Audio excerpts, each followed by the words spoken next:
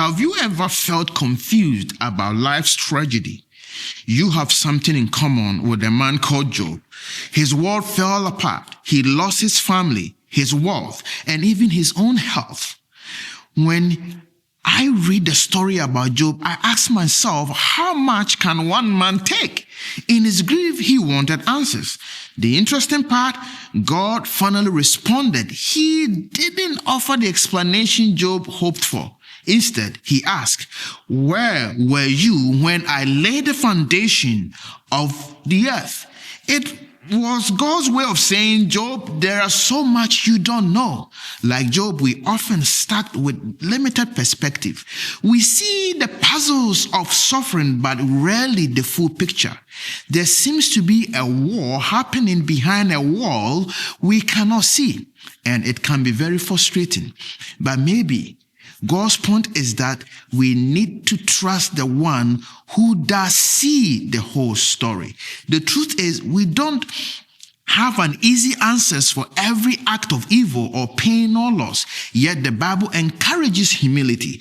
Who is this who darken counsel by words without knowledge? God asked Job in Job 38 verse 2. This doesn't mean our questions are invalid. It means that in our finite mind, we might not grasp the behind-the-scenes spiritual battle or the countless way God is at work. Our job is to trust the author, even when the plot seems confusing.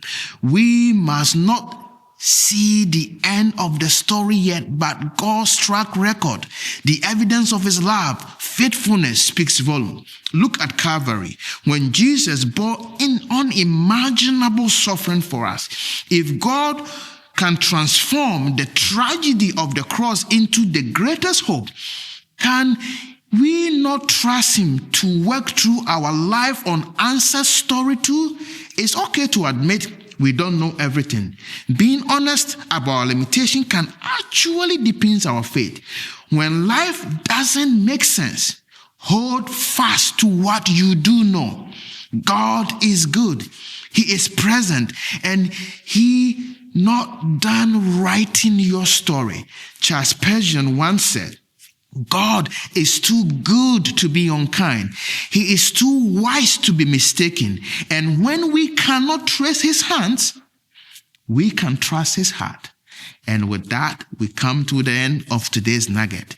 Thank you for studying with me. I will see you tomorrow.